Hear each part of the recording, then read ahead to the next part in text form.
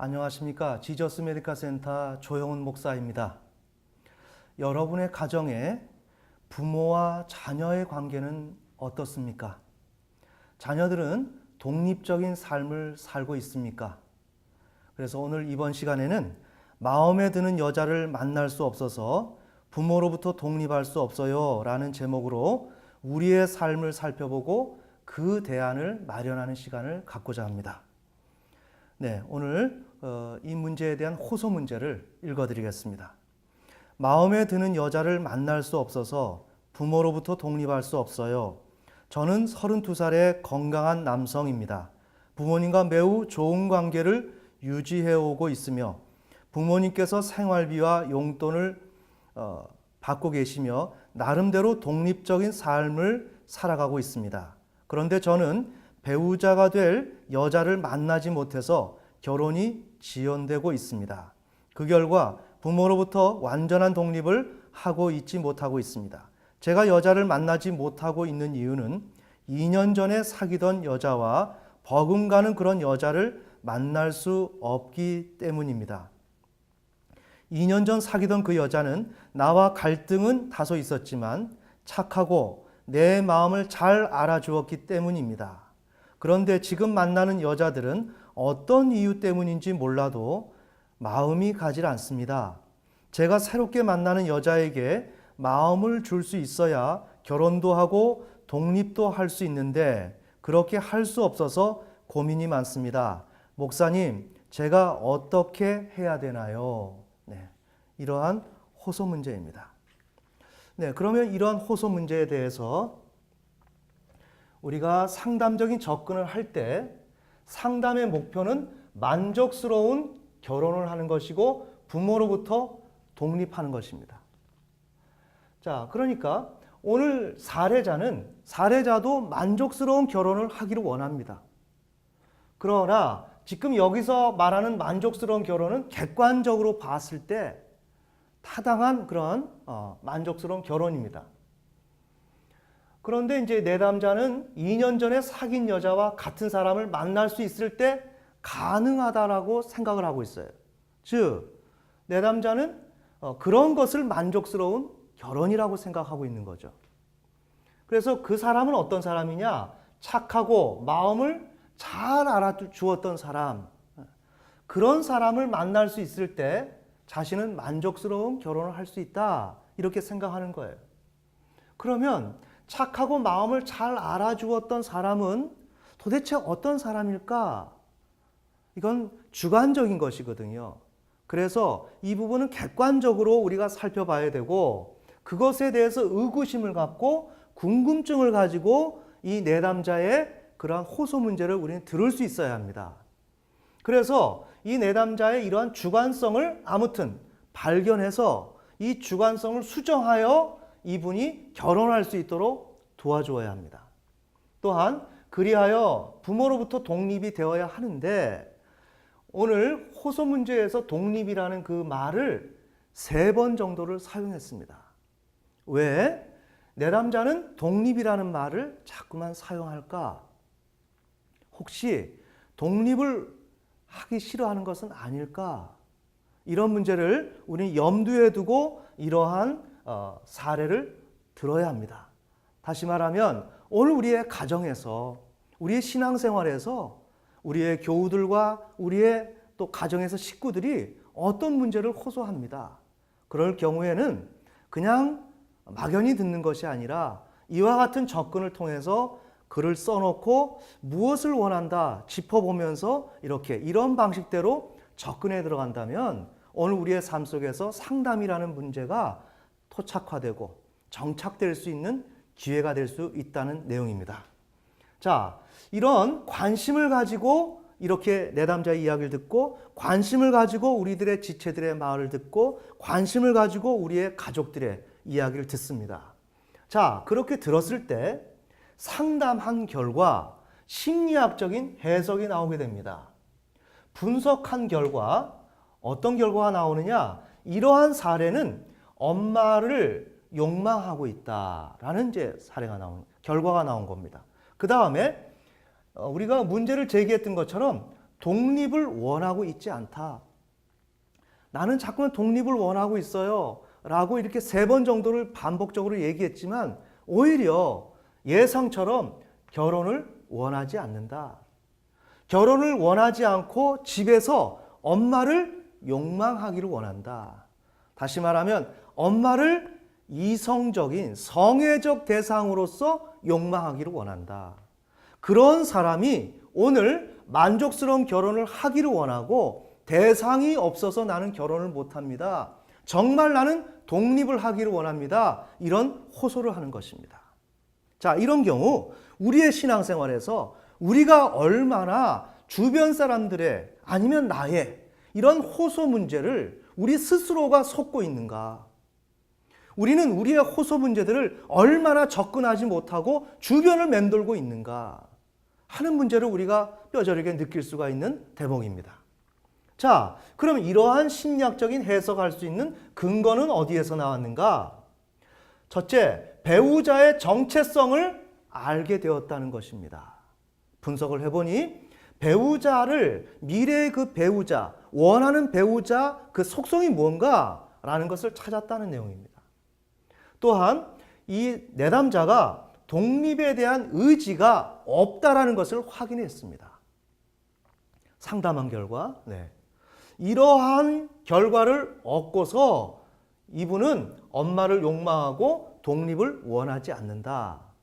이렇게 호소 문제를 냈지만 실상은 이렇다라는 내용을 이렇게 말씀드리는 겁니다. 그러면 이러한 사실들을 어디서 얻었는가? 단서. 우리가 누군가 얘기를 할 때 전체적인 문장이 있지만 그 문장이 다 유용한 것은 아닙니다. 그 중에서 우리가 쓸모 있는 문장들이 있습니다.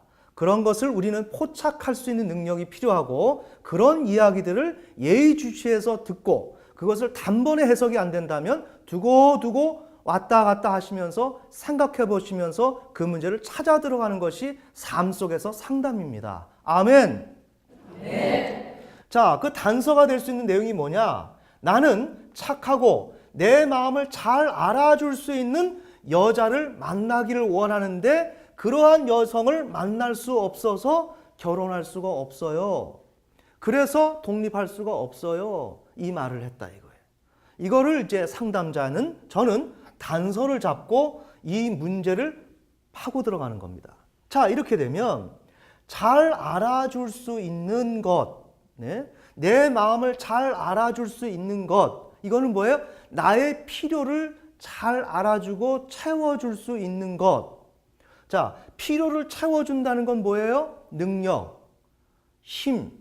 그것을 가지고 있는 사람이 필요를 채워줄 수가 있겠죠. 그러니 잘 알아줄 수 있다는 것은 필요를 채워주는 것을 의미하고 또한 힘이 여기에 작용하고 있다는 것을 의미하는 겁니다.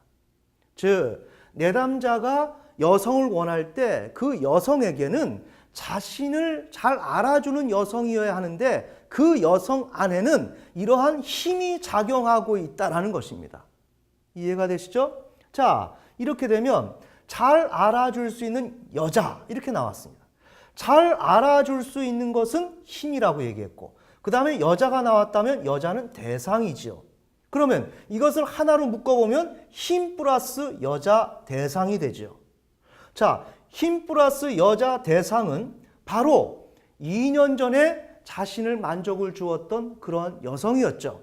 그러니까 힘 플러스 여자 대상은 2년 전 사귄 여자를 의미하죠. 이 내용은. 자, 2년 전에 사귄 여자는 사례자가 욕망하는 본질적인 대상을 의미하는 겁니다. 천천히. 2년 전에 사귄 여자, 지금 이러한 내용을 말하는 여자는 사례자가, 이 내담자가 정말 욕망하는 어떤 대상인지를 모르지만 여기서 규명이 되고 있어요. 정말 본질적인, 욕망하는 본질적 대상이라는 거예요. 자, 그럼 이러한 본질적 대상을 우리가 지금 손에 쥐었는데 이 대상은 어떤 의미가 있는가? 바로 이것이 본질적 대상이라고 설득력 있게 이론적 뒷받침을 해줄 수 있는 것이 니체적인 그런 철학적 관점입니다. 니체가 말하는 대상은 우리가 말하는 대상과는 좀 다릅니다. 즉, 대상을 점령하고 있는 힘을 고려할 때 진정한 대상의 의미를 알 수 있다. 즉, 이러한 대상의 힘이 작용하고 있는 것을 고려하게 될 때 진정으로 이 사례자, 내담자가 말하고 있는 대상이 명료화되고 의미를 얻게 된다. 이 내용입니다. 이해가 되시죠? 그러기에 지금 니체적인 철학적 관점, 이론적 관점에서 본다면 지금 내담자가 원하는 대상은 이러한 대상인데 그러한 대상이라는 것이 더욱더 이론적으로 뒷받침이 된다 이거예요. 자, 그러면 힘과 힘 플러스 여자, 이 필요를 채워주는 그 힘, 더한 여자는 누구일까요? 엄마죠. 자, 그러면 엄마를 의존적인 대상, 성적 쾌락을 제공하는 그런 대상, 이러한 엄마를 욕망한다는 겁니다. 자, 이 내용을 어떻게 했습니까? 네, 엄마를 욕망하는 것이 분석 결과 심리학적인 해석이라는 거예요. 여러분, 지금 저는 무슨 내용을 얘기하느냐? 이제 결혼해야 될 그 남성이 파트너를 못 찾아서 결혼을 하고 있지 못하다고 할 때 상담을 해서 결과를 얻은 것이 다른 사람도 아니고 가정에 자신을 낳은 그 어머니를 욕망하고 있는 것. 그렇게 하고 있으면서 말은 이상적인 여성을 만나기를 원한다. 그리고 그런 여성이 없어서 결혼하지 못한다라고 지금 저는 해석을 하고 있는 거예요. 자, 그렇다면 여러분들 이 문제를 어떻게 생각하십니까? 사실 이것을 오늘 방송에서 어떤 강의로서 어떤 의미를 두지 마시고 여러분의 가정에서 아들이, 딸이 출가를 하지 못하고 혼인을 하지 못할 때 그 원인을 엄마를 욕망해서 아버지를 욕망하기 때문에 그것도 성적으로 욕망하기 때문에 이 문제가 해결이 되지 않고 혼인이 이루어지지 않고 독립할 수 없는 것이라고 진단을 내린다면 여러분의 각 가정에서 이 문제를 받아들일 수가 있나요? 오늘 이 문제를 잘 보셔야 됩니다. 우리는 아마 우리가 바라는 그런 대상들을 이러한 힘이 작용하고 있는 힘이 개입된 그런 대상이라고 하는 것을 우리는 인식하고 있지 못할 수 있어요. 그런데 실은 우리가 상대하는 그 대상들은 고유한이라고 말하는 것이 참으로 이상하지만 적절하지 않지만 어떤 우리가 말하는 그 고유한 그 대상 그 자체로 우리는 생각한다 이거예요. 아닙니다. 거기에는 항상 힘이 더해 있습니다. 엄마가 젖을 줄 때는 거기에 젖을 주는 힘이 들어가 있고 그 다음에 거기에는 성적 쾌락을 제공하는 그런 요소가 있고 다양한 요소가 어머니라고 하는 요소에 포함되어 있다는 것입니다. 오늘 우리가 현대 사회를 살아가는 이 시대에 매우 디테일한 시대입니다. 오늘 우리 기독교 가정에 왜 문제가 있느냐? 바로 디테일하지 못한 그런 관점 때문에 그렇습니다. 너무나 전근대적인 사고방식으로 오늘 우리의 문제를 살펴보다 보니 해결과 그 대안들이 너무나 미흡하다는 것입니다. 그러다 보니 각 가정에서는 병리가 일어나게 되고 그것을 수습할 수가 없습니다. 더 나아가서 이 문제를 한국교회가 안아주고 해결해 줘야 되는데 너무나도 관점이 취약하다 이겁니다. 그러다 보니 우리 신자들이 일반인들보다 불신자들보다 더 병이 많고 문제가 많은 이유가 바로 그것이다. 자, 그래서 저는 어떤 말씀을 드리느냐? 어머니에게는 이런 힘이 존재하고 의존하는 의존을 이렇게 케어해 줄 수 있는 힘이 존재하지만 실은 이렇게 오늘 여기에서 성적 욕망의 대상이라고 엄마를 이렇게 규명을 했는데 그러면 여러분들이 그럴 거예요. 어떻게 아이가, 자녀가 부모를 욕망하냐? 그것도 의존적인 것을 욕망하는 건 이해가 되지만 어떻게 엄마 아빠를 성적으로 성관계를 하기를 원하는 것인가? 다시 돌아갑니다. 이 내담자는 엄마하고 성관계를 하기를 원하는 것입니다. 그런 이성애적인 그런 관점을 갖고 있다 보니까 말은 결혼하고 싶어요, 독립하고 싶어요 하지만 결혼이 안 되고 있는 것입니다. 저는 지금 그 얘기를 하는 것입니다. 그러면 오늘 우리가 이것이 이론이 아니라 실제로서 우리의 자녀들이 부모와 성관계를 하기를 원하는가 하는 것이에요. 그것이 정립돼줘야만 이 문제가 설득력 있고 저 강의에서 내용 이야기하는 것이 진짜네. 이렇게 믿어줘야 여러분의 가정 속에서 이런 문제가 있다면 이런 관점 속에서 돌보든지 자녀를 양육하든지 이렇게 할 거 아닙니까? 아멘. 네. 그래서 오늘 그 문제를 이어서 이 문제에 대해서 좀 설명을 하려고 합니다. 잘 보셔야 됩니다. 자, 여기에 있는 이러한 녹색의 이 엄마가 있습니다. 이 녹색의 엄마는 현실 세계 속의 엄마입니다. 잘 보셔야 돼요. 우리에게는 한 엄마가 있지만 그 엄마는 세 가지 속성을 지니고 내 앞에 나타나 있다는 것이에요. 우리는 현실 속의 엄마만을 생각하다 보니까 어떻게 자녀가 현실 속의 엄마를 욕망하니? 말도 안 돼. 그것도 더군다나 기독교 가정에서 이렇게 얘기하는 거예요. 아니에요. 저는 현실 속의 엄마를 성적 욕망한다는 것을 얘기하는 것이 아닙니다. 이것을 아셔야 돼요. 자, 현실 세계 속에 있는 엄마에게 아이가 젖을 먹어요. 젖을 먹고 거기서 공급을 받을 때 이 젖 먹을 때 경험된 엄마는 비현실적인 엄마예요. 내 마음 속에서 일어나는 엄마예요. 자, 다시 말합니다. 요즘 시대는 디테일의 시대입니다. 우리에게 있는 그 어머니는 현실 속에 눈에 보이는 그 어머니가 있지만 나에게 경험된 엄마. 아멘. 네. 그 다음에 경험되었고 정말 실제적인 이렇게 말로 표현하기 이전에 내 마음속에 그렇게 말로 하기 이전에 말하기 위한 소재로 쓰여지는 그 엄마. 실제적인 엄마.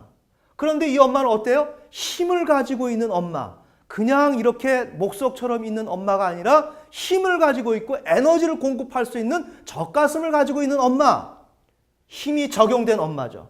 자, 이 힘이 적용된 엄마요. 엄마의 그 젖가슴을 가지고 젖을 먹을 때 아이는 이러한 구강 욕구를 만족하지만 거기에서 식욕도 만족하지만 성욕도 만족한다는 거예요.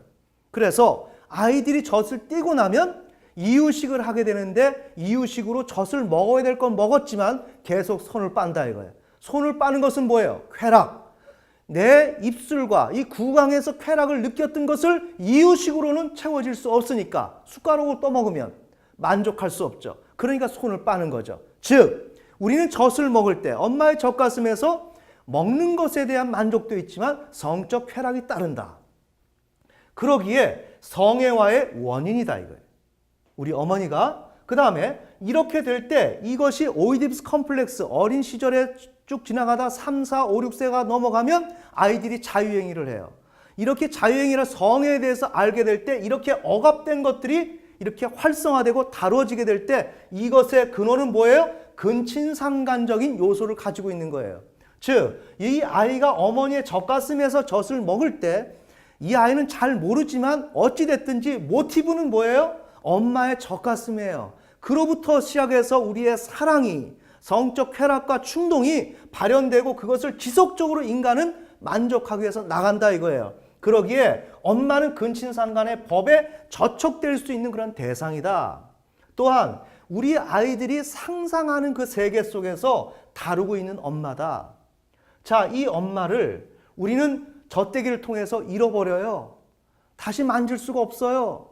그 엄마를 갈망하는 거예요. 그럴 때 어떻게 됩니까? 이 1번의 엄마를 성애적 대상화를 하는 거예요. 이 1번의 엄마를 놓고 2번의 엄마를 더해서 여기다 더하는 것입니다. 2번의 엄마를 더한 것을 하나의 융합된 3번의 엄마를 만들어 버리는 거예요. 이해가 되십니까? 1번의 엄마에게 이 경험된 이 엄마를 있었는데 젖대기가 일어나고 나니까 이 엄마에게 다시 집어넣는 거예요. 그렇게 될 때 여기에 성애와의 원인이 있었기 때문에 이 엄마는 의존적이요 성애적이요 근친상간적 대상으로 되어버리는 거예요. 매우 중요하죠. 그렇게 이 대상은 바뀌어버려요. 나에게 젖대기 이전의 엄마와 젖대고 이후의 그 엄마는 다르다는 거예요.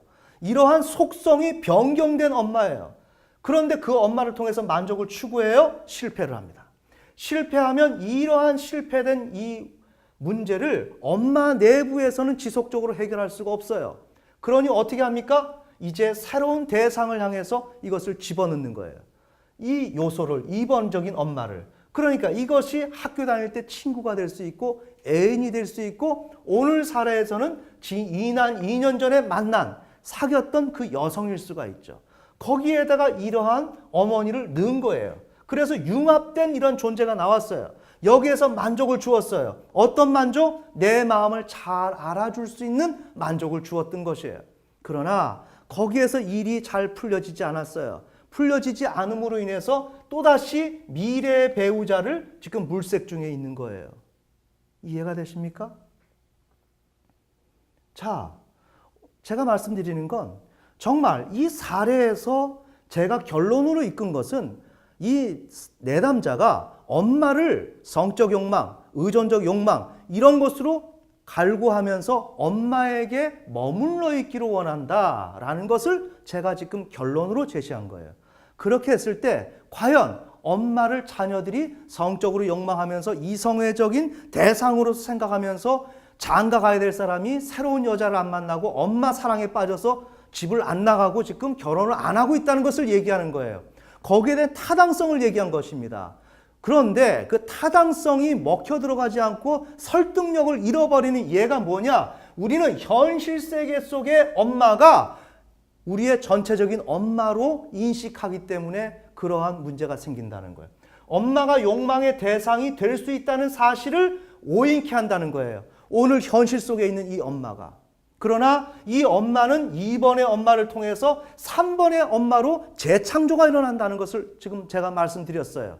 이렇게 재창조된 엄마를 우리는 갈망한다 이거예요. 그런데 여기서 실패하게 될 때는 여기에 2번의 엄마를 띄어서 제3자 대상에게 집어넣고 또다시 창조적인 대상을 만들어 나가는 거예요. 이해가 되십니까? 자, 오늘 이런 설명을 드렸습니다. 여러분들이 오늘 이 내용을 듣고 어떻게 마음속에 정리가 되는지 모르겠습니다. 저는 이 사실을 말씀드리면 조금만 생각해 보시면 아, 그렇구나. 어떻게 자녀와 부모가 이렇게 성적 관계로 맺어질 수가 있는가? 참으로 이거 처음 아는 일이네. 여러분은 그렇게 생각할 수 있을 거예요. 맞아요. 그게 사실이에요. 우리는 얼마나 부모와 자녀 간에 긴장되고 경쟁 관계에 있으면서 쉽게 말하면 우리 프로이드가 엄마와 아빠와 그 아이, 남자아이와 여자아이가 얼마나 경쟁 관계에 있는지, 아버지와 아들이 엄마를 사이에 두고 얼마나 경쟁하는지, 또한 엄마와 딸이 아빠를 사이에 두고 얼마나 경쟁하는지 우리는 그 이야기를 들을 때 무언가 신뢰성이 약간은 있는 것 같긴 하지만 믿을 수 없었어요. 그게 어떻게 그럴 수 있을까? 바로 그것입니다. 오늘 우리는 너무나도 전근대적인 사유체계에 사로잡혀 있기 때문에 우리가 생각하는 그런 고정관념 속에서 대상을 바라보다 보니 오늘 우리의 가정 속에서 오늘 사례자뿐만 아니라 거의 모든 사람들은 엄마를 통해서 성을 배우게 되고 엄마를 통해서 모든 일이 일어나고 또 다른 엄마를 만들기 위해서 지속적으로 해나가는 이러한 단계들을 우리는 무시를 한다 이거예요. 그 결과 어떤 일이 와요? 극심한 좌절과 병리가 찾아오는 거예요. 오늘 우리는 아버지가 아들에 대해서 얼마나 경쟁의식을 가지고 불안해하는지 여러분들이 이 문제를 직면해 보셨나요? 한번 살펴보세요. 현재 우리 기독교적인 삶은 너무나도 이론적이에요. 오늘 우리의 실제 삶은 레위기 18장 7절 근친상간하지 마라. 왜 하나님께서는 그런 말씀을 하실까요? 우리에겐 근친상간할 수 있는 여지가 충분히 많고 어쩌면 오늘 현대사회에서 성에 관한 문제가 폭발적으로 일어나고 있는데 그 문제의 근원은 무엇인가? 바로 엄마에 대한 성적 욕망이 해결되지 아니하고 이 사회 담론이 그것을 인정해주지 않기 때문에 오늘 우리의 무의식 가운데 이 욕망은 끊임없이 올라온다 이거예요. 오늘 우리의 그런 기독교 가정에서 가정이 회복되기를 원합니까? 그것은 다른 것이 아니에요. 여러분들이 지금까지 소외시켰고 외면했던 근친상간, 나와 아들이 경쟁 관계에 있다. 내가 엄마를 두고 얼마나 그렇게 아내를 두고 경쟁하고 있는지, 아들이 조금 컸을 때 엄마 하고 이렇게 나타날 때 얼마나 내가 아빠가 위협감을 받는지, 또한 엄마는 딸이 커서 이뻐지고 성인이 되어갈 때 얼마나 남편 앞에서 말은 안 하지만 왠지 모르게 경쟁심이 생기고 불안해지는지, 그것이 리얼이에요. 그것이 사실이에요. 우리 기독교는 사실을 주관하는 곳입니다. 우리는 사실을 외면하면 기독교의 생명을 잃어버리는 거예요. 오늘은 율법적으로 우리는 말씀 속에서 성경 구절을 반복적으로 말하는 것이 신앙생활이 아니라 오늘 우리의 삶 속에서 횡행하고 있고 정말 근친상간의 역사가 재현되고 있고 지속하고 있음에도 불구하고 우리는 끊임없이 이런 걸 다 탈색시켜버리고 성경책을 놓고 반복적으로 이야기하고 치료를 얘기할 땐 그곳에 치료가 없습니다. 오늘 우리의 관계 속에, 또한 우리의 가정의 관계 속에 곳곳에 무엇이 스며들어 있느냐? 근친상간이 스며들어 있습니다. 치료는 바로 근친상간의 맥락을 인정하고 이것이 바로 우리의 삶이요, 하나님께서는 바로 이러한 죄악을 멀리하시고 여기에 분노하고 계시다. 이런 것을 여러분들이 아시고 부디 이 사실이 잘 이해가 되고 전달되어서 여러분의 가정에 자녀들이 잘 독립할 수 있는 기회가 되었으면 좋겠습니다.